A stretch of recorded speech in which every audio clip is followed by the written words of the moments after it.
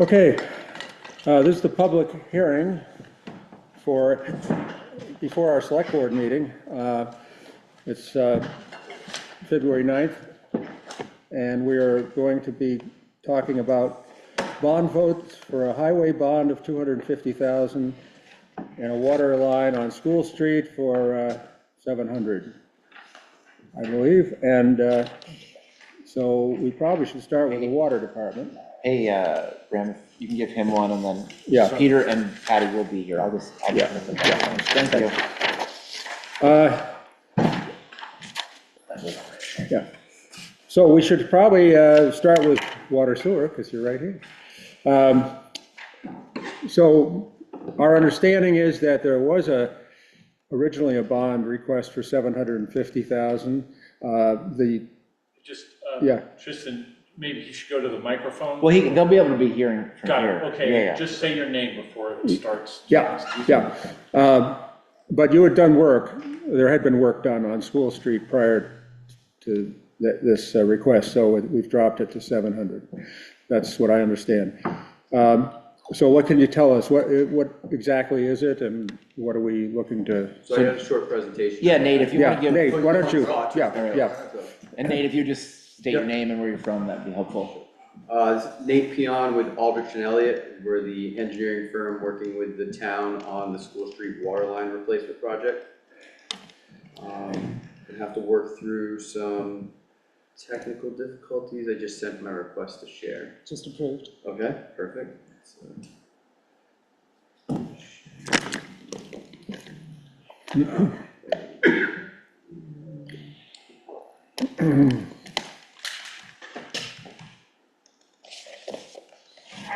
Bear with me a second, my apologies. Presentation.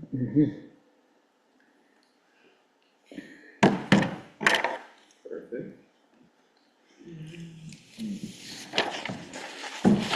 Make this full screen. Bear with me.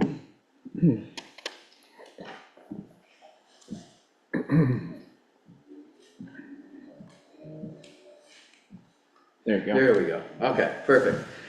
So yet again, Nate Peon with Aldrich and Elliott, the engineering firm working with the town of Plainfield on the School Street water line replacement. This is the informational meeting for the bond vote scheduled for town meeting. The project area, as you can see on your screen, is parallel with School Street. It's a cross-country route from Harvey Hill Road out towards Hillside Drive and then up to Bunker Hill Circle. So it's a cross-country route. It's an older water line, about 2-inch or 3-inch galvanized water line through that area. Is that near the Harvey Hill end? Yes, it transitions from 3 to 2 as you go from Harvey Hill out towards Bunker Hill. So it's an existing galvanized water line that runs behind School Street, one of the oldest in the distribution system. It's undersized for the need of the distribution system currently, and it's had many breaks recently. Tristan in the water department recently replaced a section of water line by the School Street apartments, which was originally going to be part of this project, but they proactively replaced it due to known leaks on that section, and also due to the drought conditions, trying to tighten up the system on water loss. Good. So we're looking to replace the remaining section, as I mentioned, from Harvey Hill Road to Hillside Drive and then up to Bunker Hill.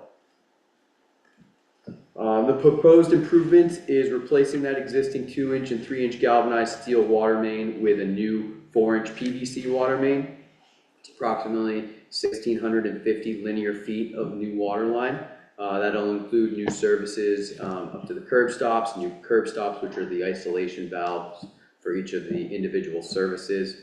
It also includes some flushing hydrants, some inline valves, other appurtenances, pretty typical with a water system project or a water distribution project. The project schedule, looking to conduct the bond vote in March during town meeting, and then assuming we have all our easements in place with the private property owners, we'll begin construction this late summer, early fall. And it should be a pretty short construction duration. We're estimating about 3 months for the project. So assuming we get a bucket in the ground this late summer, early fall, we'll have it wrapped up this year, and then that'll start the 1-year substantial completion. application. Total project cost, the construction is estimated to be $465,500. We're holding a 10% construction contingency, and then engineering costs, some of which have already been incurred for the preliminary engineering, the final design, and then also construction services while the work is occurring.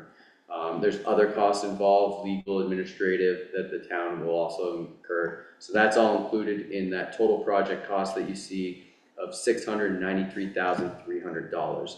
And the recommended bond amount is just slightly above that, rounding up for, to be a little conservative, $700,000. And that includes all those items I just mentioned. The town has applied for financing through the State of Vermont Drinking Water State Revolving Fund. The town is eligible for a construction subsidy as a disadvantaged system or disadvantaged municipality for 50% construction subsidy, so $350,000, so half of that total bond amount. And the remaining amount will be via loan, which will be 0% interest over 40 years. The impact... Did you say 40?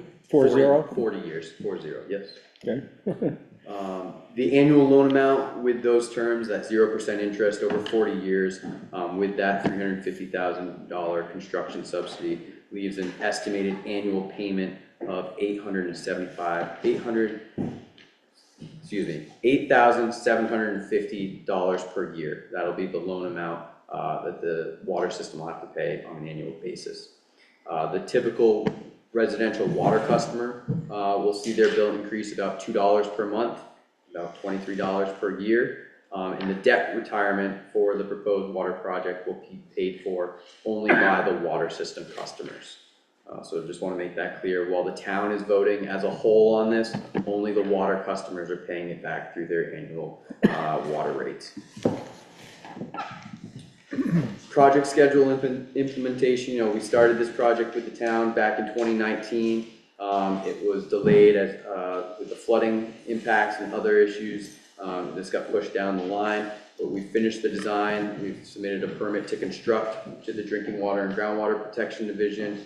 We're going through with the bond vote this March 2026 with the anticipation of beginning construction this year as well.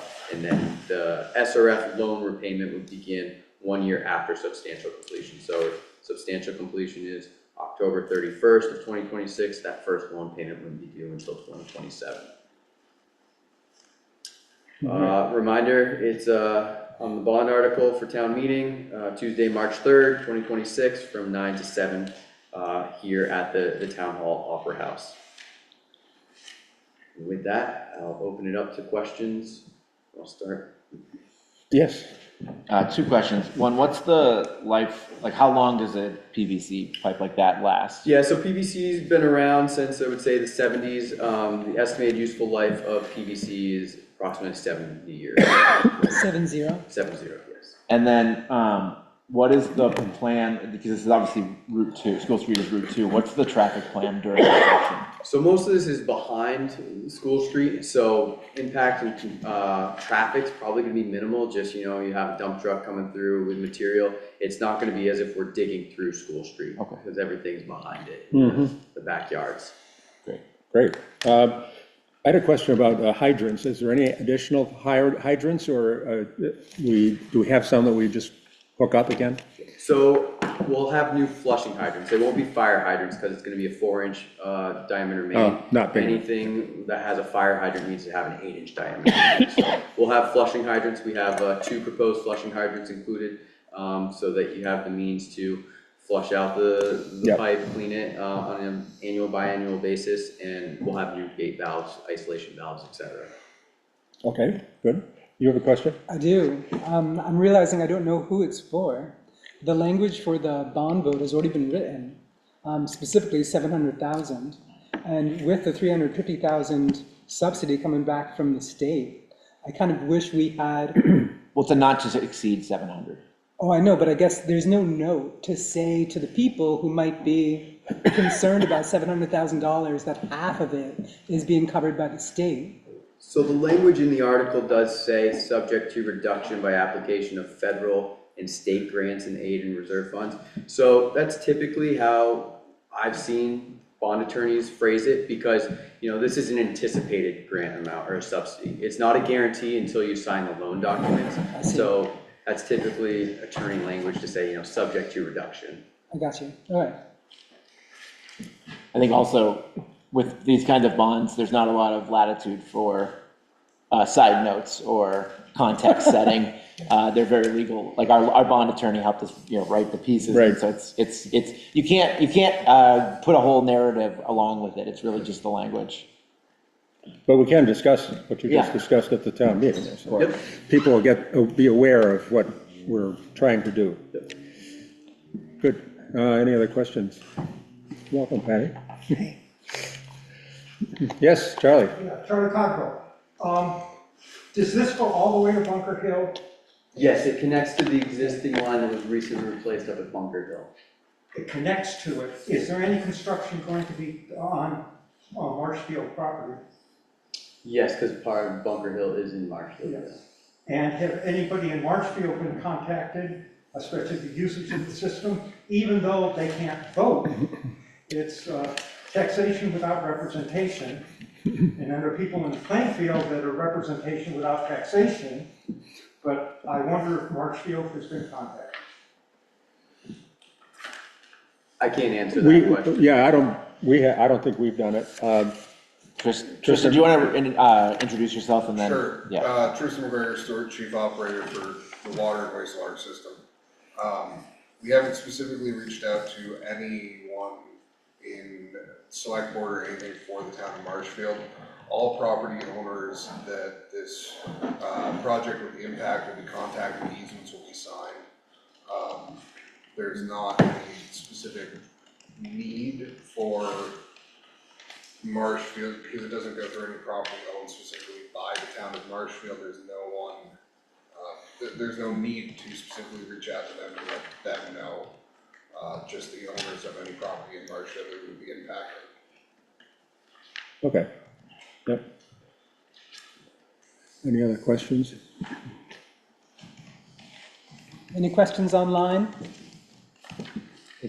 It seemed like Daniel Hardy had a question, but then he lost audio, so. I think maybe that was Daniel Hardy's question. Got it. Right.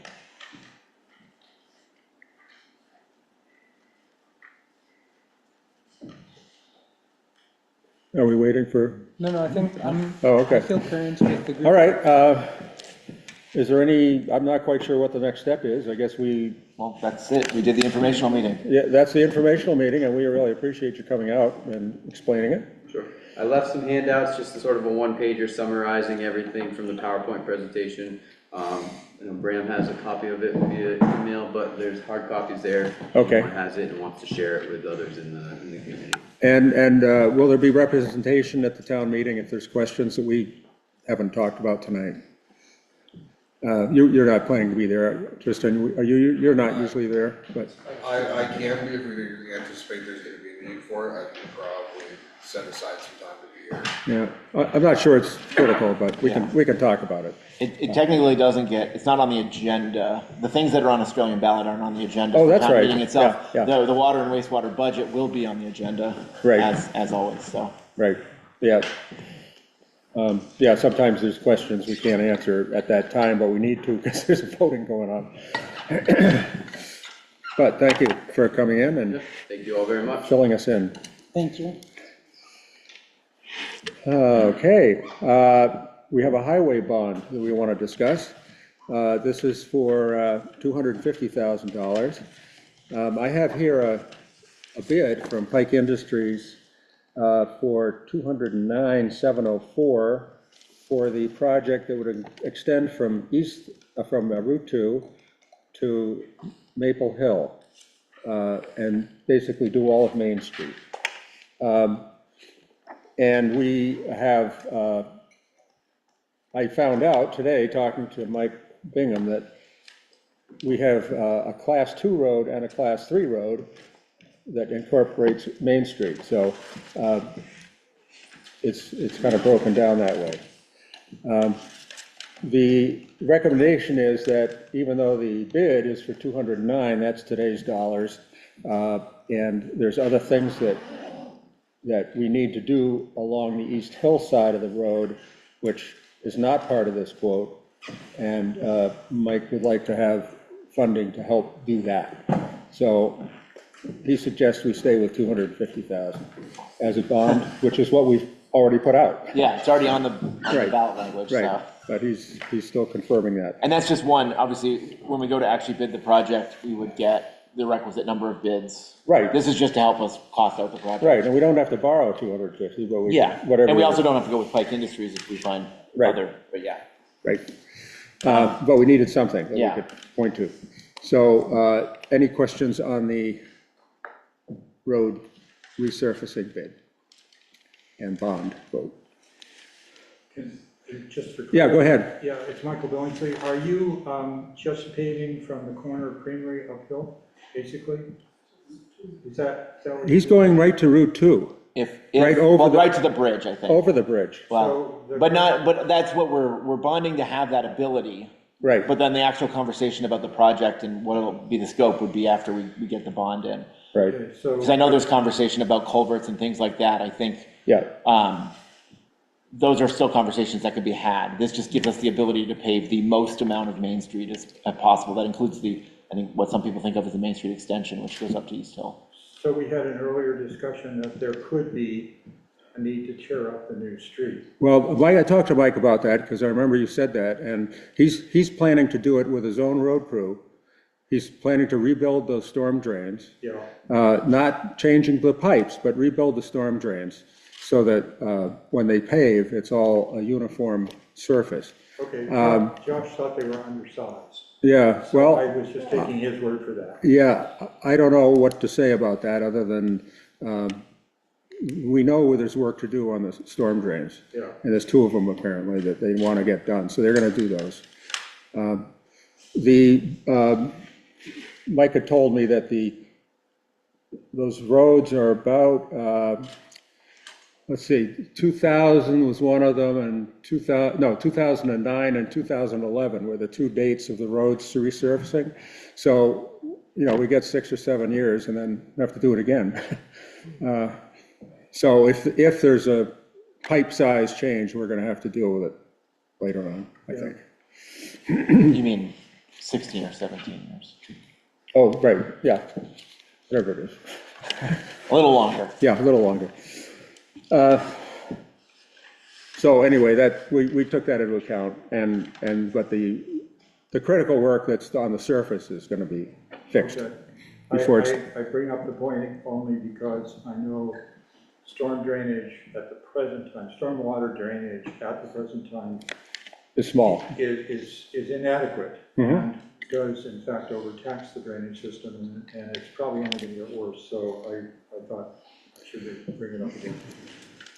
Thank you. I think the need to get the surface done is overriding. I mean, is there The a planning. chance to like bring in a second construction outfit to like co-work?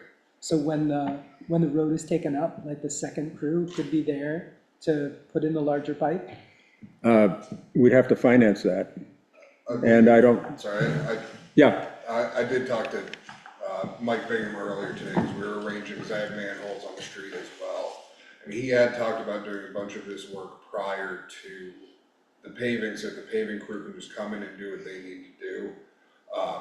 Typically, anytime you disturb the road surface, whether it's for us to do the work we need to do on the manholes, or if they end up replacing or doing anything with the culverts, it's best to let any new material set for a while and have traffic over it to make sure you get proper compaction. So trying to do work at the exact same time or very close to the same time for paving is not advised, because you'll likely get a large amount of sinking, which will ruin your pavement.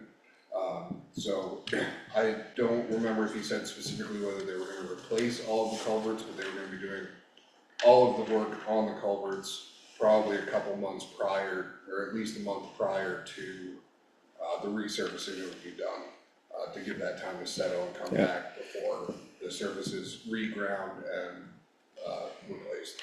it's very definitely on his mind.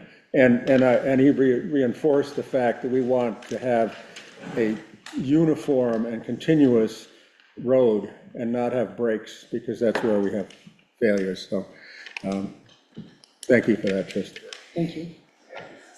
Any questions from the board online?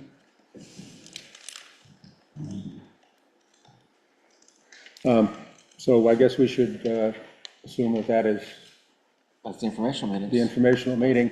I would point out that the reason this was broken out into a Class 2 and Class 3 road is that Class 2 roads will get more help if we can get some grants and funding. So that's why it was done that way, and that's why he wanted it separated. With that said, I guess we'll take a break and then have our select board meeting. Okay. I can pause the recording. I thank you all for coming. We're rolling. Okay, we'll restart here. We already called the meeting to order at 5:30, but we had our public hearing part of this. So now we have any changes to the agenda. Is there anything that you're going to recommend? Yeah, I've got the childcare stuff at Twinfield okay. for the town meeting. We don't know about having we have two really solid Wait. bills. So Sorry. should we, You want this on the agenda? Well, I was gonna talk about it now, no? Well, you can do it as an announcement, or we can do it as part of the town meeting layout conversation, or we can add it to the agenda. But this is the part of the meeting where we just say what's gonna be added to the agenda, not Okay, how about discuss it. that? You yeah, wanna put it in the Yeah, town yeah, meeting layout? just a few minutes, yeah. Okay. okay. Any other changes or? Okay, any announcements? Michael? I wanted the public to be aware that a week from Thursday, our almost year-long Great Brook study is going to do a public presentation here in this room, Thursday night at 7 p.m. What date is that again? That's the 19th of February. Okay, And the purpose of that meeting is to hear from people who have been observing problems at the Great Brook or new issues at the Great Brook or have ideas for new changes or solutions for the Great Brook. In other words, we really want folks to come forward and help us plan the priority of projects that will be studied the most strongly. We know a few areas that are going to be getting that kind of study, but we also are open to expanding it when someone points out to us that there's an important problem or an important solution that they'd like to be considered by the engineering firm. So we invite public comment and public participation. We'll be having that meeting on Zoom as well as in-person hearing. okay, and people can find the announcement in their normal ways, yeah, okay. That's correct. And is Thank you for doing and that. is this the hazard mitigation meeting for this month? It is at 7 o'clock? Thank you for that clarification, Francis, you're right. It is in the context of the regular hazard mitigation meeting of this month. So that's the subject of the hazard mitigation committee, is what is called it's the second milestone meeting. There's three over the course of the study, and this is the first one of those three. We had an opening meeting, and now we're going to this next one in the staging. And it starts at 7 then? It's at 7, that's correct. Yes. When are they hoping to have a report of any kind? Is there some end date that they're shooting for? Or? Their final report is expected in October, but they will be giving preliminary reports along the way. One of the holdups, and it probably would have meant more progress, is that the weather never worked in the fall for the helicopter overflights that you might have remembered. Right. Those overflights will give us very detailed ground terrain stuff, and I talked with Keith Coven about it today, and we expect the conditions will improve, and by April, then they'll be able to start moving much more quickly. Great, okay. Any other announcements? Yep. Just announcing my 2-year term is ending at town meeting day. I am unable to run again. I'm very excited that Andy Robinson is able to run for that 2-year term and will be on the ballot for town meeting day. So excited for Andy to start. Bummed to not be continuing his work, but it's been great these 2 years to work with the select board. Well, you will be missed. You will? Hi, Thank you. Daniel Hardy here. May I ask a quick question? Will that I'm sorry, going back to, will that meeting on the 7th at 7, on the 19th at 7 PM, will that also be Zoom compatible? I'm going to be out of the town. It is Zoom. Yes. It is yes. Zoom, yes. Okay, thank you, I'm sorry. That's okay. And then I had a quick Any question. other announcements? Yeah. It's kind of maybe back to the changes to the agenda. Open question. We had the message from Angela Ogle about library events here. Is that a discussion for the Plainfield Arts Board, or should we set a moment tonight or the next meeting to discuss the request? Probably at maybe the next meeting, but that's a question for the select board to decide if a non-government group can have, I mean, the select board sets the rates for this building. So if they want to set no rates for that organization, that would be up to them. And so you'd rather see that table to the 23rd? Yeah. Yeah. Okay. Just because we have a full agenda already Great. tonight. Thank you. Yep. And I'm sure Bram will say this, but people should not forget that the taxes are due Wednesday for school taxes. So just a reminder there. Public comments, that kind of falls into that, I suppose, but anything else from anyone? Seeing none, town clerk's report. Just quickly, as Carl mentioned, taxes, school second payment is due Wednesday. It needs to be in the Dropbox at the town office or postmarked by the 11th. Note that the post office has changed their policy regarding postmarking. So in order to ensure, I would bring it to the front and have it stamped rather than simply dropping it in the box. I guess, just in the interest of brevity, should we just move into the discussion of the town meeting layout, or is that? That's fine, yeah. Yeah, I I think, wasn't sure if the town office layout was meant the town meeting layout. Or something. I think that's what it was meant by. I mean, I think I was using your words. Okay, great. So basically, what I just want some direction on, obviously, the Board of Civil Authority is the determiner of this, but for town meeting, in the past, the select board has sat on the floor, and the voters have sort of been in back of the select board on the floor. It did seem to work out the way the voting was laid out last year, with in the back and the front there, and I just want to get a general idea. Does the select board wish to be on stage or on the floor? We can work around either way, but do you have a preference? I think the stage works well, but Okay, that's great. we can't have, I don't know that we would ever be able to have Zoom, can we? Or- Well, folks can't I mean, people can watch the They can Zoom, but watch they it. can't participate, so Okay. there would be no specific need to see the Zoom. Yeah. Because things happening on Zoom, including the chat, would not be part of the meeting, Right, because they can't be legally by state law. yeah. Well, how do other people feel? There's any sensibility to putting us on stage, like the vocal points for the meeting coming from the stage? That makes sense to me. Yeah, and often the voting is done so people are We walking can in arrange front. the voting, but I just wanted to understand if the select board would like to be on Yeah, stage. I mean, it's not even really, I mean, about the select board, it's making sure the moderator and stuff's up there. I mean, we're up there too, it's fine, but then people can see and hopefully hear with sound. Yeah. That's fine. Yeah, we have That gives issues me with enough seeing direction. if people are sitting There in the will be a front. Board of Civil Authority meeting prior to the election, just to go over technical stuff, and I'll have a blueprint of the layout, which I'll circulate and Great, and go from there. So that's it for me. great, okay. Well, we're rolling right into. There was oh, one yeah. other, well, there's two things. One, we added Patty's item to this agenda item. Oh, so we right, should yes, Move on. yeah. But also there was a question from CV Fiber from Jeremy, right, Jeremy? If they could have a table. I don't know, what's the Yeah, policy for how we decide who gets tables and? So for decades, we've allowed different groups to be, on the floor.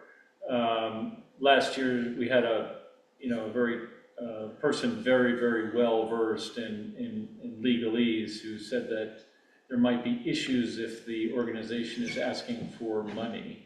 I personally think it would be fine to have them on the floor. I don't, that and the library is another one. The Cutler Library and CV Fiber.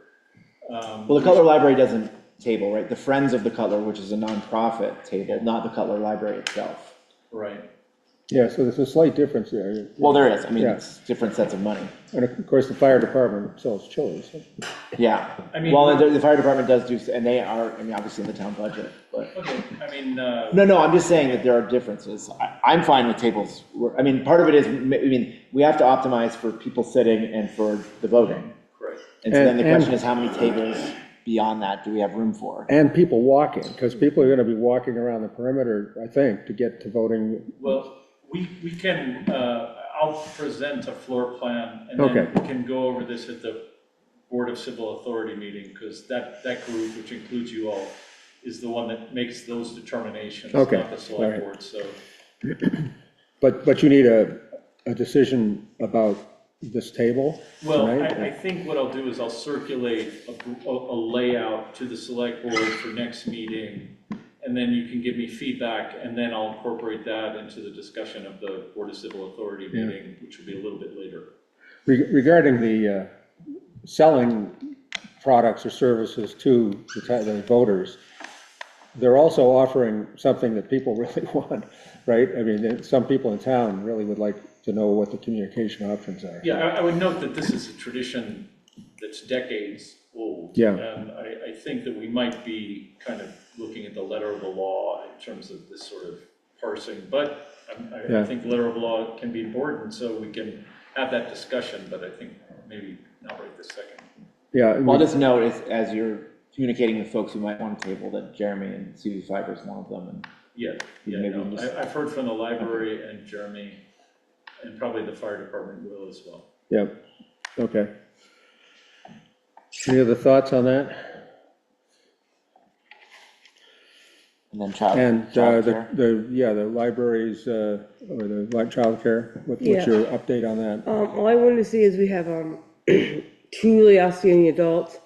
I don't know who we have for teens yet because they were confused with Marshfield. So I put it out there again today that they can sign up, but at least we have the really, really good adults. Yeah, And, how and when will we pay them? how, I don't know, I guess we have to know how many hours they have. Yeah. And we've already agreed on the amount, so, it would be a matter of putting together an invoice and Okay, And- so who would do that? getting it paid. I think we should ask one of the adults to log in who's working and how many hours, and then we can use Okay. that to create checks Yeah. after the event. Yeah, I mean, it won't be that same day. Yeah, there's no one should write checks on that day because they're all working the election. Yeah, Thus far, there's only one person signed up for childcare. Is it you? It is. Okay, So, we can do it the last minute. you know, yeah, well, I think it's a great service, and I'm glad it's offered, me because too. we don't want to keep people away just 'cause Otherwise, I'm not on stage in with the library. and the library is a great place, too, Yeah. for that. Okay, any other layout issues? Town Constable. Hello. Hello, how you feeling? Good. Well, you weren't feeling great last week when we were. I was not Okay, taking a tool. I wanted to come in person primarily discuss the aftermath of enforcing the parking ban in Mill Street lot, towing folks. yep, It's unfortunate, but one of the things that came out of that, it led to a lot of good discussion. And there is a good deal of confusion about the town parking regulations. People are like, well, I can't park on the street, I can't park in the lot, where do I park? Well, no, you can't park on the street overnight, 11 PM to 6 AM. You can park in the lot, but by 8 AM, you have to move to the street so we can plow the lots. I don't know when, before I go down that tangent, that was one thing, the confusion on that. There was also one gentleman that, when I stopped back by the town office, was there inquiring about his car. And I had to explain to him that he now needed to pay $350 to get his car out to go to work. Which was not pleasant, but he's a renter here in town. And one of the things that came out of that is landlords are not telling their tenants when they move in any information about parking if the rental doesn't include off-street parking. So as the overall thing of what I came out with is, are there ways we can better communicate what the town parking regulations are? One person said, oh, I didn't know, and I pointed to their vehicle, which was parked directly in front of the sign that said, no parking during snow events, and it was, Yeah. well, nothing's ever happened before. Well, that's because so Well, I think, regarding the landlords, I wonder if they should be asked to give, when they're signing leases, a document that the town's created that has the rules of parking. Because that's an important piece, especially for renters. yeah, that's where I was going with that. It Yeah. shouldn't be too hard to identify. We're gonna know which of the buildings in the village don't have off-street parking. And the owner, hey, do you use a property management company? And provide some type of information. Hey, if you're getting new tenants, please make sure they understand this. So can I reflect you and try to, if someone asks me, as a renter, where do I park if my unit doesn't allow off-street parking or doesn't provide? And I could say, well, you could stay in any of the municipal lots overnight until 8, and then come back to the street. Yep, And that's it, that's good. that's good. It's very simple, but it has to be clear. Yeah, And there's, also crisp on time, not like loosey-goosey on time. but well, I mean, it was crisp like 8:45 by the time you guys actually like towed people, right? Yeah, Action got there probably about 8:30. Yeah. As intended, it was like once Yeah. the truck showed up, lights going on, and we hooked the first one, magically people started coming down. One of the other things that came out of it is, one of the gentlemen is the first hooked up and came out. Our tow provider actually agreed to drop the vehicle even though they normally don't. They normally don't. That's great. Yeah. And it's a scheduling thing. They're a bar manager, so they get back in the wee hours of the morning to then waking up to then move the car within minutes. So another thing in that is, and Michael Bingham provided some clarification on it. It's one of those, is 8 a.m. a time, because that's what we chose a bunch of years back based on a 9 to 5 schedule, Oh, yeah. which majority of folks probably don't work. But Michael made it clear, like, it's the way that town does the road clearance, that's when they're done plowing the streets, they're done plowing all the roads, they come back, they hit the parking lots, and then the equipment goes back. So if we were to modify the time, it would be getting the road crew back out and the equipment loaded up to go clear lots. So I don't think moving the time is the answer. I think better communication and consistent enforcement. Well, and letting them know that there's a 2-hour period, right, from 6 a.m. to 8 a.m. where they could start moving their cars. Yep. Because after 6, you can be on the After road. 6, you can park It's not on like the everybody has to move right at 8 a.m. Yep. There's actually, There's, in the parking ride, there's a trailer with a bunch of stuff on it that snowed in. There's a wrecked vehicle, which I've already been in contact with the owner. He's Okay. working out a different plan.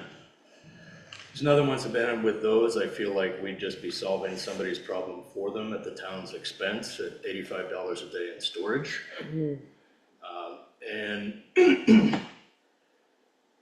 the Mill Street lot is the one that most folks are gonna use when they're coming to town to visit business establishments, do that. The catalyst for me was enforcement. I watched an older lady fall and hit her head because she was trying to get out of her car Because there was the snowbank. on yeah. top of, a couple inches of ice. And I'm like, And it's so easy to deal with if it's clear, if it's open. They can just run down and yeah, smooth it out. they come out with a bucket loader. Yeah. It's a lot easier than trying to have a town plow truck scooping snow and stuff back there. So we do have snow incoming tomorrow through Wednesday. It's supposed to be 4 to 8 inches where we're at. Like this last one, it was an inch or two. Yeah. So I'm gonna communicate on the town Facebook group, also on Front Porch Forum. Thank you. Hey, considering this a snow event, cars need to be moved. Yeah, A lot of people ask, how is this communicated? The ways we have, there's signage. well, I appreciate the way you've handled this. I mean, I think it's caring as much as you can be. I do wonder about somebody who comes home, and then goes to bed, and then it snows. So I don't know how I guess they have to just pay attention to the weather. I don't Well, know. usually these are announced, like, if it starts snowing at 3 in the morning, it's not like they expect people to get out and try, Right. unless they haven't announced a snow thing, if like unexpected snow comes. Yeah, and it's a mix of, the weather apps all showed, it's on the news, hey, we're Yeah. getting this. Yeah, okay. I did identify a few folks who have off-cycle schedules, and I'm like, they have my number. If there's an issue, they can communicate with me. Yeah. The biggest part of that is communication. Yeah, I just want to. Yes. I was in the office when one of the individuals came by regarding the towing, and for this individual, that was a big number, 350. yeah, And I thought that Dan handled it beautifully. yeah. So I just Well, wanted to say that. I appreciate that, and you certainly tried to communicate ahead of time a lot by explaining what we were trying to do and why we were doing it, so. Yeah, and there's been an attempt made to get a roster of folks that use the lots, so that we know, by plate number, vehicle, make, and model, so we have somebody to contact. Oh, yeah, I mean, that's there were folks down there like yelling at apartments because they knew whose car it was, but not where they lived, trying to get them to come out and move. There's been a couple other issues up on Gore Road. There's a camper that's wrapped, it's within the town right away. It's been difficult for Mike to get by. Now there's 2 cars that were parking there, so he could barely get by with the wing folded in. Wow. And he's like, hey, if I hit a bad patch and I slide, that plows He's stuck, there's some big ditches on the other side of Well, that it's gonna road. hit them potentially. Yeah, hit them. So I went up Sunday. Yeah, Sunday. It was cold.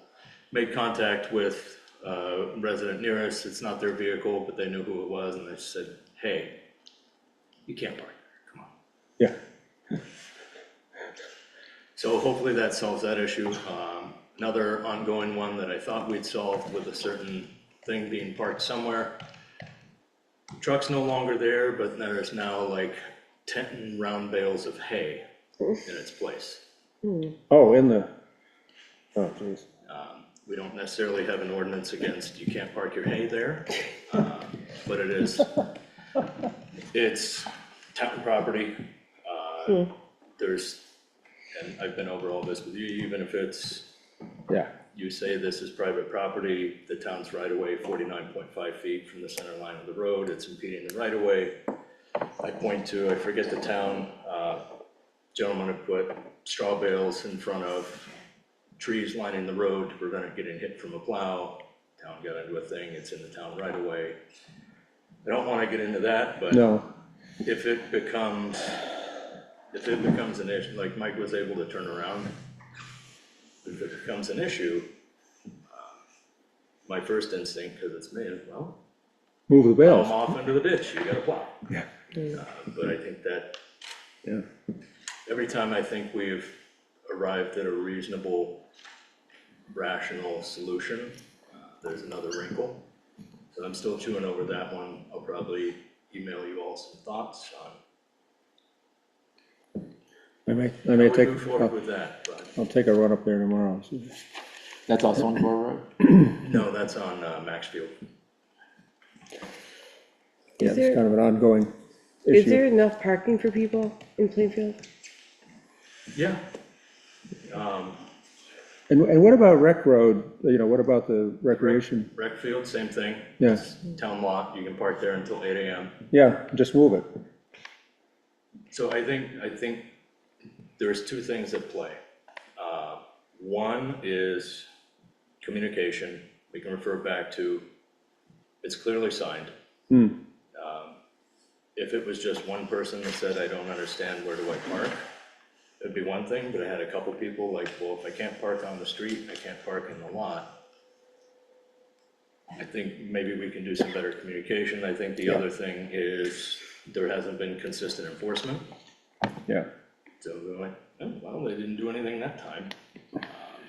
So maybe arrive and understand, like, my subjective thing is if it's an inch or two like we got, Yeah. look at the weather report, it's gonna be sunny, but if we're getting like this next one coming in 48 inches or a major storm, Yeah.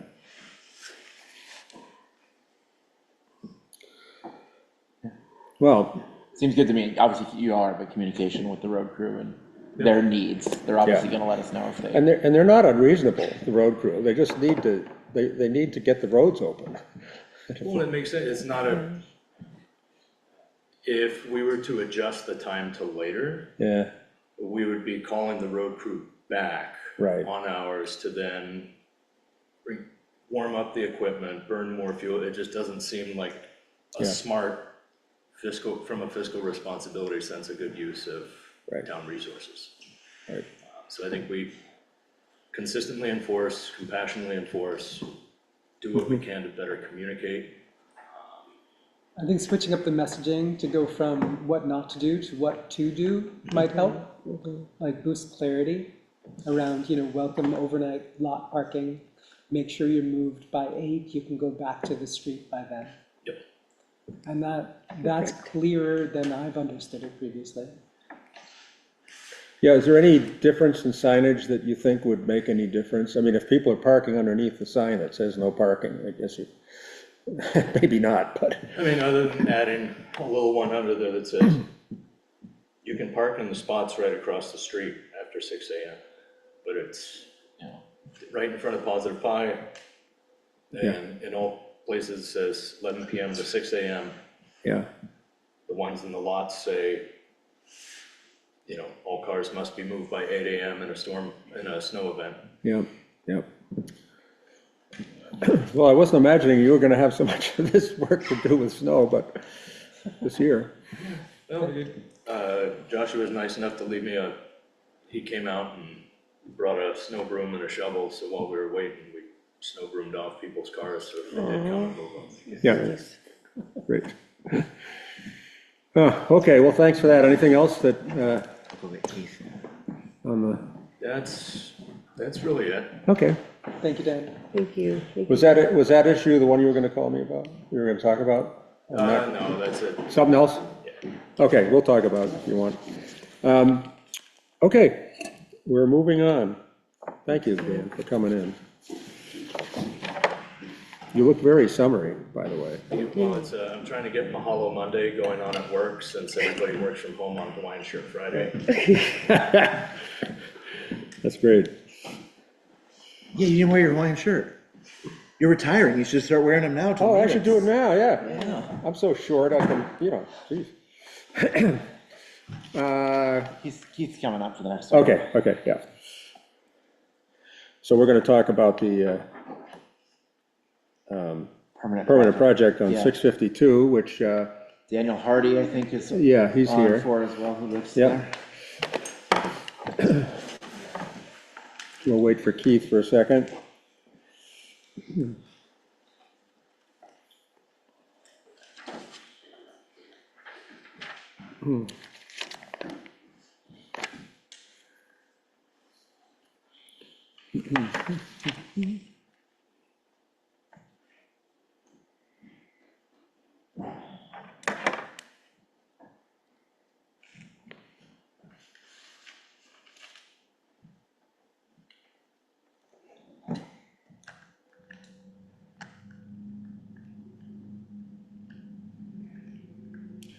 We have a bond grant, this water wastewater bond grant. We just had the open meeting on that. Do we vote on this, or is that, what is that? I don't remember. I don't think that, I think, didn't you, is this the thing that you signed, or? I think it was just a conversation. There were some documents that needed to be signed. Oh, I Right, I signed, think that's the thing that you signed, and. I think I got it done. Okay. The bond thing can definitely. Okay. I don't recall that a vote is needed, but I think you signed it. So. Yeah, okay. I think we had an earlier vote, actually. Welcome, Keith. Why don't you come up right to the front here so we can hear you and see you. Too many meetings. Going from one meeting to another, huh? So permanent project on 652 Brook Road. What can you tell us? So this is the segment of Brook Road from Creamery Street to Cameron Road. It was put back to the current state in the emergency repair portion of the federal highway process. Right. We're now at what could be a permanent project for this. Under federal highway, it's a 90% federally funded project, with 10% would be on the town. Due to the fact that VM is doing their current flood study Right. in the overall Great Brook, I wanted to bring it to you all because this might be a place where you could choose to possibly save some money, but it's your decision. And with Josh being out on medical, I've been kind of filling in, trying to still support the town through this process. Thank you. Thank you, yeah. Yeah, and then even whoever the meantime, we'll still be there as the region trying to support you on this, because this is a big thing, and especially with the realignment we're trying to do in the upper portion, this is gonna be a big thing that goes on for years. Yep. But on this segment, because due to the fact that VM is doing their flood study, which will both understand the Great Brook much better than we ever have in the past, and identify locations for projects. We had talked about this, and I've talked with Josh about it, that this might be an opportunity to save the town some money of not proceeding with the permanent project at this time, letting VM get basically good modeling down through there, determine what is the best solution, instead of rushing and not having that full modeling done, so that we have a full understanding of it. And we also have got word from Federal Highway that in another flood, because it's already put back to the standards and conditions that it's required to be, if there was another flood, say tomorrow, that it would, I know, God, but if there was, that we could actually go directly back into starting the whole FHWA process again. And now with the understanding everyone has that first 270 days is 100% funded. So, we have the study happening that most likely is going to give us a lot of answers on this segment, and possibly even give us a design, because Bridge 22, which is that next bridge on Cameron Road, that Federal Highway isn't doing anything with at this time. It didn't get a permanent project. We realized that most likely that is the next weak spot in there, and any scoping study that VM would have, if it identifies that as the weak spot, it would possibly even look at this segment as well. Is 22 the basic Cameron Road? Yes. Yeah, okay. Yeah, so we don't honestly believe there's much, overall, there isn't much risk, but there's still insurance that if any other future disaster happens, that this segment would be rebuilt. And if we were to have that study from VM, we'd be able to basically move right into rebuilding. We'd have plans most likely for that. Yeah, does anybody have any questions? Yeah, I just want to flesh out what Keith has said. And I think we may have some comments also from people who live in the vicinity, but the area that we're talking about is the big curve, which is always impacted directly by the brook. It's very frequent that portion is either partially or fully washed out, because the brook wants to push against the outside of that curve, which is where the road is.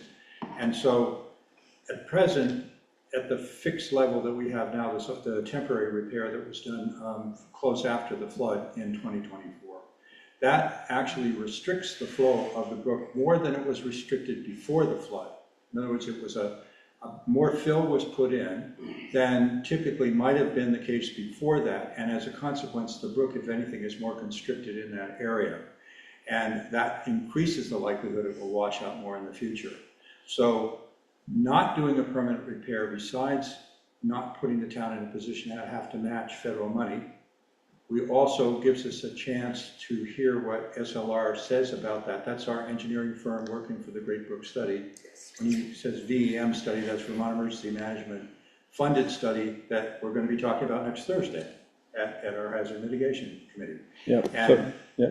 we're asking people specifically if they see a portion of the brook where a recurring problem happens, which this is one of those places, to speak up about any possible solutions that you have in mind. And then the next time there is further impact on the road, that's when we'll have a chance to fix it, which I think is what I hear you saying. Yeah. Yeah, it sounds logical. I mean, it is a functioning road at the moment. Exactly. And granted, another flood could take it right out, but it's like, there's other places on the road I think need attention. Exactly. So- I mean, being very realistic of the funds, you know, you're funding and looking at that long term. Where's our money well spent? Where might we be able to? Okay, we're working toward a solution. It might take a little bit longer than this current one, but we should have better answers from that solution as well. Because anything they would do now, they would just model just that small piece. They're not going to look at the whole overall watershed as much. Right. You know, in that Vermont Emergency Management and SLR study, they do plan on LiDARing the entire valley as soon as the snow melts off here this spring. So we'll have the best modeling done of it and be able to understand it much better and how much it's actually changed even in the last. And this SLR study is great because it looks at the whole thing. Exactly. It's not just taking that little piece and saying, well, we can fix this. Well, maybe you can, but you create a problem down here. Exactly. So this way, it's really looking at the whole thing. We're going to talk a lot on the whole watershed. Thank you. Karen Hatcher, you have a comment? I have a comment and a question. So first to say that I think what's being proposed is a good idea. And second, to ask the question, I understand that in the first group of projects, Mill Street Bridge, Bridge 21, and Bridge 22, those are grouped as one project that right now VCB is doing the engineering on. Is it easy enough to pull that one bridge out of that project, or is there any difficulty in that? I just want to check because we've always been referring to that that project, if you will, as 3 locations. It is 3 locations, but this one is not a bridge. It's the segment from the Bridge 21 up to basically the abutment of Bridge 22, which is the one right there by Cameron, right? It's not including the bridge. It's from Creamery Street all the way to Cameron Road? Yeah. Okay. Yeah. It's like a quarter mile, half mile? Yeah. Yeah. I didn't measure it out, but about a quarter. Okay, thank you. Does that answer it? Yep. Yep. Any other questions? I think this is going to want a vote. I have a question that has nothing to do with the, Yeah. Well, can we figure out what the vote is we're supposed to have? what is the vote? I have That's a right. question. Oh, yeah. What's, Daniel Hardy here. Yes. Yeah, is there any consideration of taking out bridge number 21 and not doing anything to that? Nobody would be landlocked, and that would save money. Is that, and then appropriating those funds to another area where it could be used without hindering other people.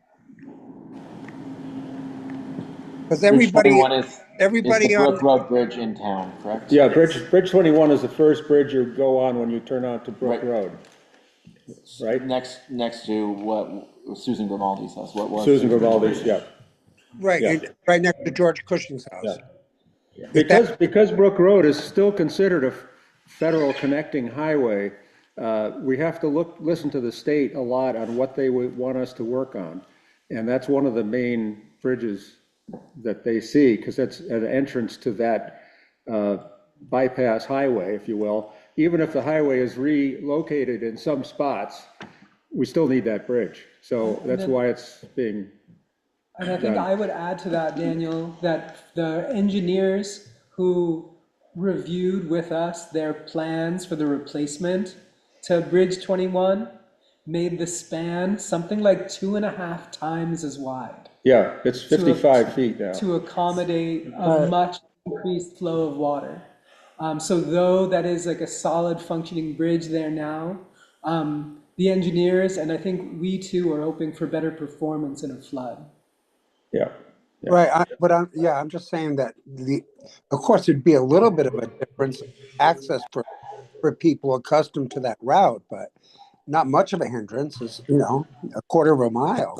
But yeah, and then I think, is the bridge, what would that be, Bridge 23 above my house? By Ernie Gray's? What number is that? That's 23. Yeah, that can't be, is that still being considered to being repaired, that gap? We're considering everything, all options, including ignoring doing anything, but that's not an option we're favoring. Bram, yeah. Just to inform the discussion, Daniel, when this idea of not having that bridge is raised, it presents a lot of rancor from people on Main Street at Hudson Avenue and concerns about truck traffic and turning on sharp turns. I'm not taking a position, I'm just letting you know that that's a very contentious issue. Okay. Yeah. The bridge after. Yeah, thanks for that. And can I briefly say that Federal Highway Works Administration is picking up the tab for most of this work if we satisfy the requirements for a passage of the traffic from Route 2 to Route 302, which is what that's supposed to accomplish. If they're satisfied, they will be taking responsibility and are taking responsibility for everything along the route, which includes those two bridges. So it isn't that the cost falls on the town and we save it one place and put it somewhere else. It's Highway Works Administration basically picking what they think is the safest route and underwriting all the costs that are involved there. And they're considering those trucks and the other bigger vehicles that do use that route, even though it's a little hairy. But there's other bridges above Fowler Road that are bad. Yeah, we're looking at all that. Yeah, Daniel, all of these pieces have to be done in pieces, and so and that's part of the reason why we're getting the whole Great Brook scoping studies, so that we have information about all of it, but we are working on the things that Federal Highway is allowing us to work on in the order they're allowing us to work on it, because they're paying 90% or more of the bill. Yeah, and we're taking their recommendations as they look at the project. Sometimes we're not taking the Well, recommendations. we're making our own suggestions. Yeah. Right. Explain what vote you might need. What we'd want is a vote from the select board if you're choosing to drop the permanent project on 652. Just something signing off saying that the town has chosen to not proceed with a permanent project. Currently. Yes, Currently. Currently, yeah. It would get a totally new number if we had a new disaster. We would we don't need any new numbers. I had a woman here this fall, and that whole area, she said that they were, she said I'd have to consent to it. But she hasn't sent me the plans yet, but she was saying that, for her 20 years of working, with projects like this, she said this is the most, that area that totally washed out by my, that's why right in front of my house all the way down, there's a couple acres there that she said that they think they would plant vegetation there that would slow down the river. But again, I haven't heard anything further, but I imagine that'll be addressed on Thursday. I don't know. I would suggest you join that meeting on the 18th. 19th, I'm sorry. 19th at 7 p.m. 19th, yeah. I'm going to be out of state, but I'll be there. And I also wanted to point out that the bridge above my house, what's going to go on with that trailer? That trailer has to be removed before that falls in. And then further, where that, I was reading what's zoning and what's required by the state, and correct me if I'm wrong, is that you cannot disturb the natural course a river takes.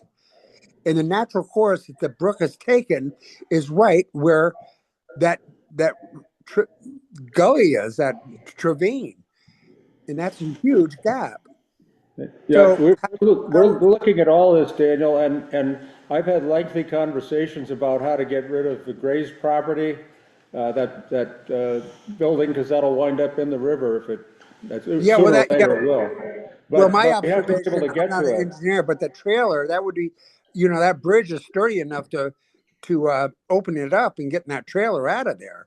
Well, Careful. it may seem that way, but the engineers who have looked at it said it's very unsafe. Right, but it's more So unsafe we've got to, where that trailer is. Okay, well, that's not my concern. Right, it's been considered, believe me. yeah, And I have, on that point, there's two trailers, these are camper trailers that sit behind the house that went down the river, in that stretch we were just talking about earlier, which still sit there, and I don't know, have we heard anything about? there's only one trailer above Ernie on the left. And No, that's, I'm talking, no, I'm no. talking, yeah, we're not solving it tonight. I'm just saying, we have an issue there, and if there's a flood, it's gonna go down the river, and we're gonna have more debris in the river. Yeah, well, the most structure that's most threatening is Ernie's, not the other ones. Those are across and not in a direct hit. Ernie's in a direct hit. Yeah, Michael. Just very briefly to say that in the two trailers that Carl is speaking about are, this is Michael Billingsley, are on the land of Stephen Abell. And as a consequence, any decisions would have to involve Stephen Abell and we're able. And, right, but those trailers are accessible by Fowler Road, correct? The ones You're in the wrong place. No, I think we're talking about two different places. I'm talking about 730, which is the Yeah. Household that was washed downstream completely, that had a tenant at the time of the flood. Yeah. And that house has two additional trailers, one of which has been partly cleaned out and one of which remains where it was. And that will be decided, and that house is up for buyout, which will also change the disposition of the trailer. Well, I'm confused. After Ernie's house, there's not another trailer until that ravine, and the other trailers are still accessible by going down to Fowler Road, correct? Daniel, we're talking about the space that's between Cameron Road and, The old Laterno property, Dan. yeah, it's the old Eterno property. Oh, no. I'm talking about above my house between Ernie's. Yeah, I know you are, but we're not worried about that right now. Yeah, okay, yeah, well, that house is already yeah. gone. Yeah. All Okay, right. so we need a vote. Does somebody want to make a motion? I think I was gonna review the high points here. Okay, well, that's probably a good idea. Lost what we were voting on. The high points, as I understand them, this project, 652, permanent project, it's approximately a quarter mile in length. It's already a functioning road. To say yes to making it a permanent federal highway project, we're saying yes to 10% of the cost on the rebuild and re-engineer of a quarter mile of road that is already functioning without the benefit of the LiDAR survey of the watershed that is coming this spring. And if we get hit by another flood, regardless of whether or not this project goes through or not, it might come out, and if it does, we can get 100% coverage from federal highway. As long as we act quickly in that first 270 days. As long as we act quickly. Yeah, and if it went past the 270 days, if it was still damaged, you would be able to just get a new permanent project in that location. And by the way, it would be much easier to act quickly when you have a study in hand. And possibly even a design. Yeah.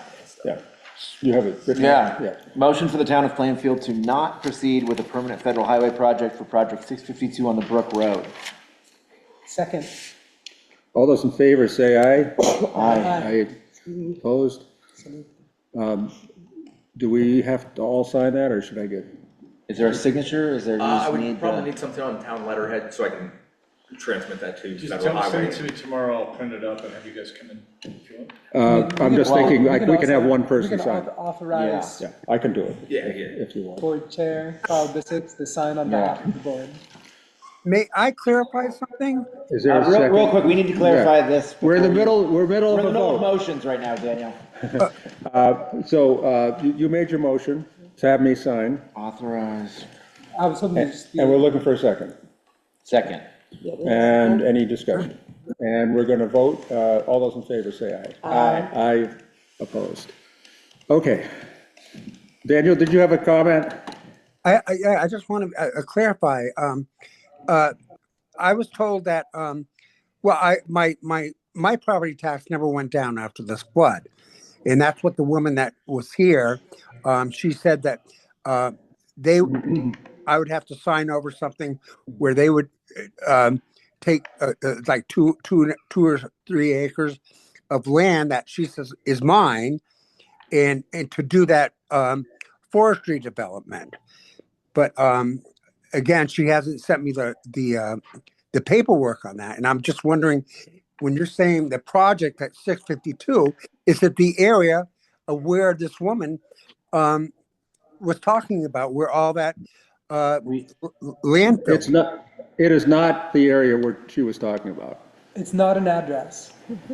Well, okay, then, right, that's what concerned me. It's my address, so, all right. Well, they used your address to name the project. So your address is the closest to that stretch of road. So the name of the project is Project 652 on the Brook Road. Right. Not 652 Brook Road. All right, but this project that this woman was talking to me about, is it part of that, of what you guys? Not to our knowledge. No, not to our knowledge. This is a totally separate item that has to do with conservation. Well, that's what she told me. She was here. That's another.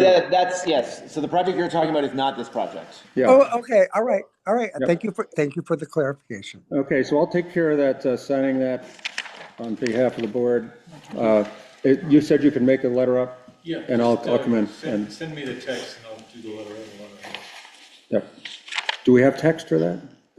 I think it'll be in the minutes, right? Or, Well, Well, it didn't, I'll send you what I have right here. send me. yeah, okay, that's all we need. Doing it right now. Okay.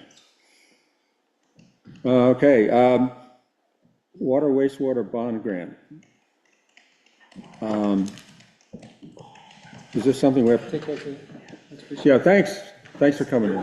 We decided we don't need to do anything with that. Okay, thank you. Letter of support for the CDBG-DR grant application. This would have to do with the private proposal going into East Village expansion. Karen's online. Karen, you want to talk about that?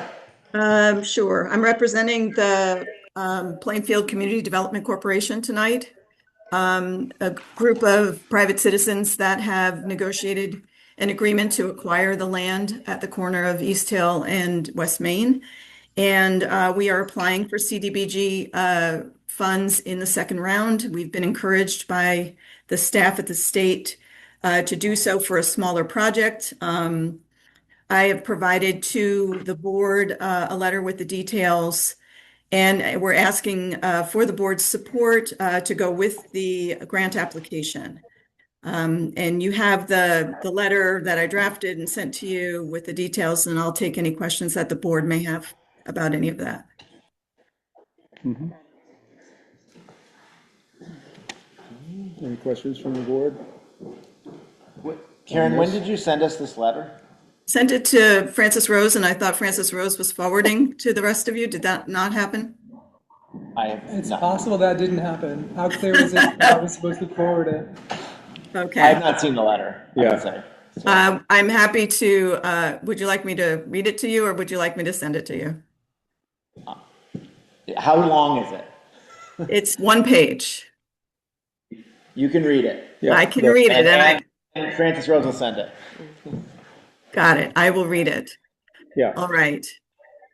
So what it says is, during the flooding events of 2023 and 24, the town of Plainfield suffered the catastrophic loss of 39 housing units, impacting our community physically, financially, and emotionally.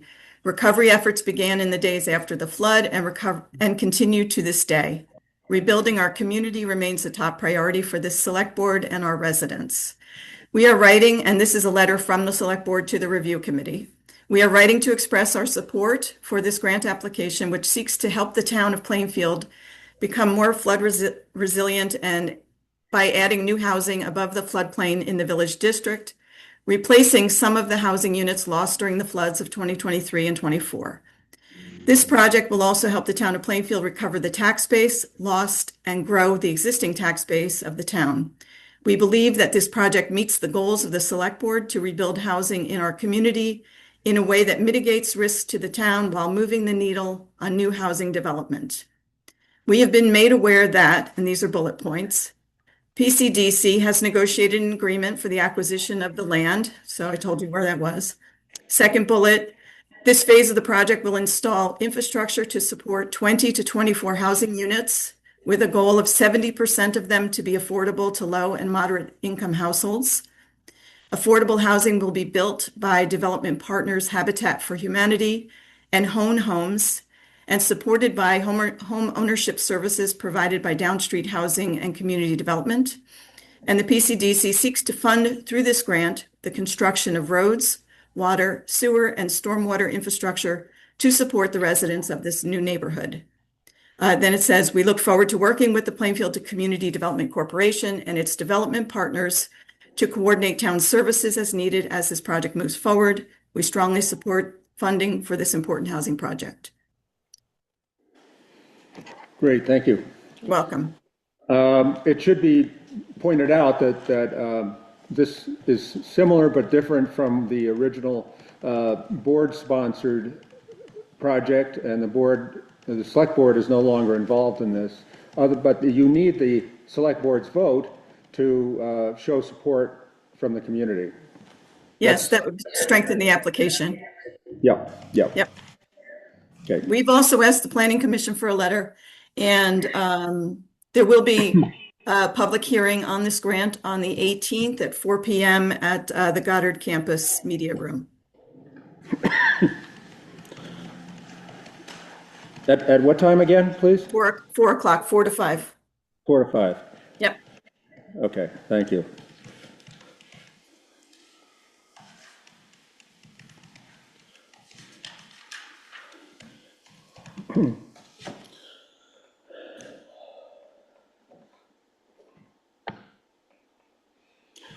Any questions or comments or? The grant will be available by contact. If you look at the public notice that's been posted, you can contact Lauren Geiger to get a copy of the grant after the 16th. Okay, good. Next month. Yep. I would make a motion. Is it time? Yep.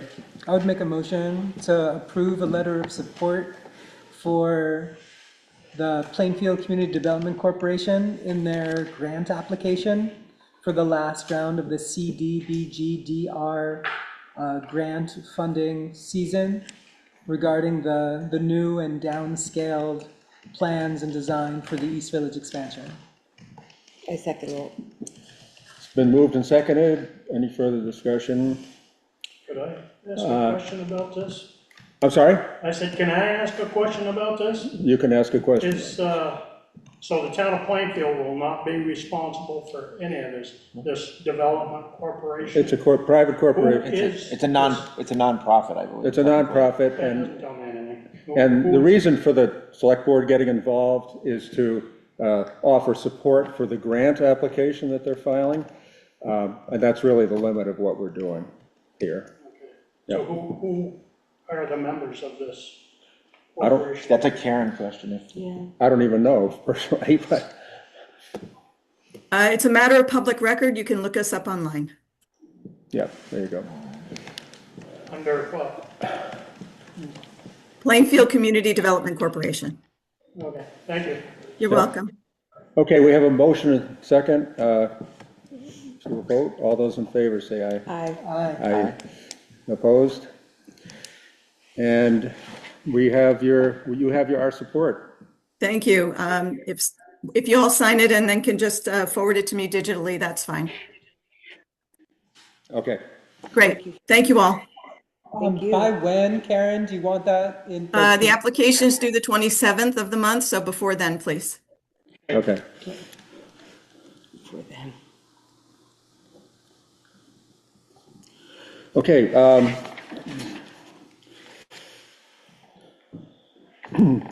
radar speed sign. So I've been doing a little work on this, and Peter and Patty had talked to V-Trans at length a couple times, and we've gotten permission to have signs. The state, V-Trans, has put up new signs on both ends of this corner, blinking light corner, saying it's 30 miles an hour. And they're giving us permission to put in radar signs that flash when you're going too fast. Okay. And the range in prices is like $700 to $3,500, depending on the goodies you want. But the basic one is what I'm going to recommend is and less than $1,000, and it pretty much just does what we want it to do, which is the radar is going to tell the driver how fast they're going. It's not going to collect data, which is what you can get in more expensive ones. But my thinking is, and I talked to Michael Bingham about this, my thinking is that if we get the simple ones and then we decide we want data later, we can take the simple ones and put them out somewhere else in town and get the newer ones there down the road. But he's saying, well, who's going to collect the data? And I'm not sure. Yeah, go ahead. Are these signs, are they solar powered? They're solar powered. They're mounted on the posts that the state has put in. It's very simple installation, whichever one you get. But it's the computerization that makes them more expensive. And the simple one seems to be the most logical one. Because what we're trying to do is slow people down. Yeah. And Is there data somewhere that shows that those signs do? I mean, most people that are probably doing the speed limit are gonna automatically slow down when they see it. But are they slowing speeders down? we don't know that, and maybe data would help us with that.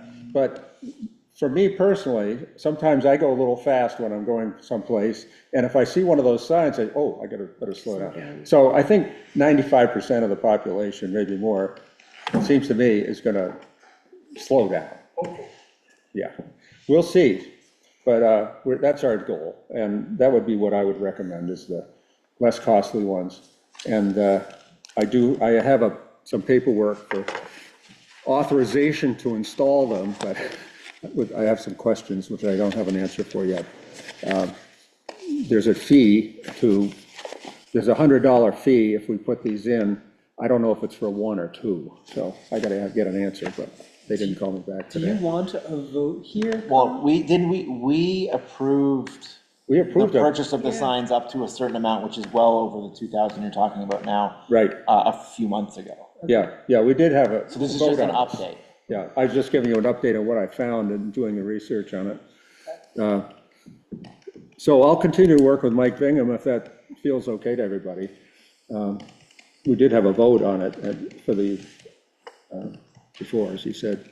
Yeah, I mean, But I did want you to know what I discovered. that sounds great. Thank you. Sounds really good. Great they're doing that. Okay, financial director, treasurer.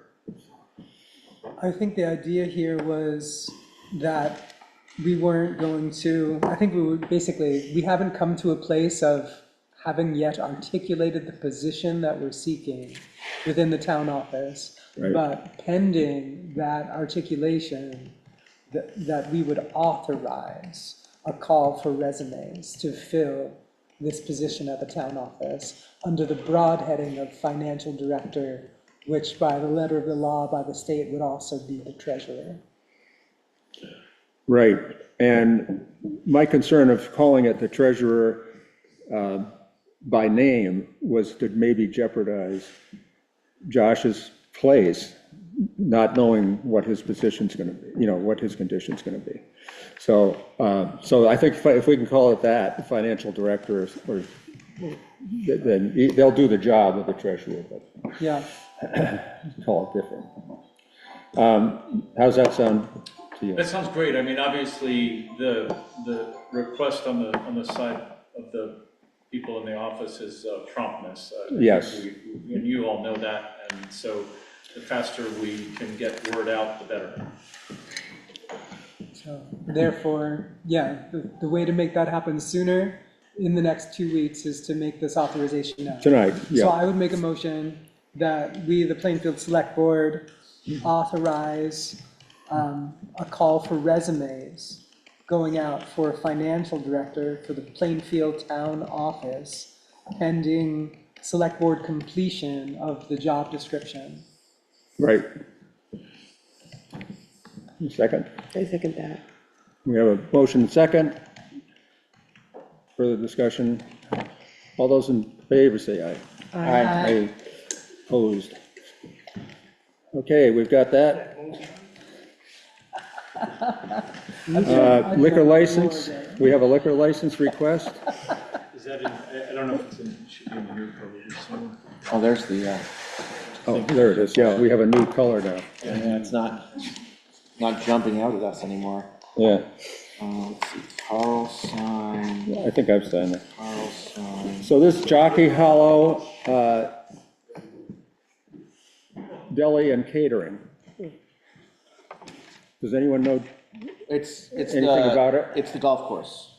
Oh, It's the okay. catering at the golf course on Country Club Road. Oh, okay, that's what I It's just wasn't for sure. their operations. Carol has done the due diligence on it and is recommending that we approve the liquor license that they have filled out with Carol. Okay, you want to make that as a motion? I can make the motion to approve the liquor license for Jockey Hollow Deli and Catering Incorporated. I can second that. Did I hear a second? I second Okay. it. Yep. And all those in favor say aye. Aye. Aye. Opposed? Okay, Somebody's gonna bring that back to the office. I can bring it. Yep. okay. Thanks, Bram. Thank you. That's the new thing, huh? Approve, Can I make a motion to approve the minutes from the January 29th, 2026 Select Board meeting? please. Second. And moved and seconded, all those in favor say aye. Aye. Aye. And another motion? I'd for- like to make a motion that we have approval of warrants, accounts payable 1/25/26, approval 1/29/26 to 5/26. Second. And we have a motion and second, all those in favor say Aye. aye. Aye. Did you say aye? I did. Opposed, no. Okay, next select board meeting is 2/23/26, 6 o'clock here. We get 2 weeks off. 2 weeks, yeah. Woohoo. One whole Monday. Can I make a motion to enter executive session to discuss personnel per 1 VSA subsection 313? I second it. Moved and seconded, all those in favor say aye. Aye. Aye. Thank you, folks. Thank you all. Aye. All right, friends, this is a time to leave the room. You'll be placed into the waiting room, otherwise. When we come out of executive session, we'll, if there's an announcement to make, we'll make that. I'm gonna. So Carl, you have to sign these. Yep. Mr. Chair, can I make a motion? Yes, please. Can we motion to return from executive session? Second. And we have a motion and second, all those in favor say aye. Aye. And we have Peter on now to vote, that's great. There is no action, we were just coming out of executive session, no action from that. And so I would entertain a motion to adjourn the meeting tonight Motion at to adjourn. Motion to adjourn at 8:42. 8:42. Second. It's moved and seconded, and all those in favor say aye. Aye. Aye. That's Right. unanimous. Thank you, Peter. Thank you. Good night. Good night. The meeting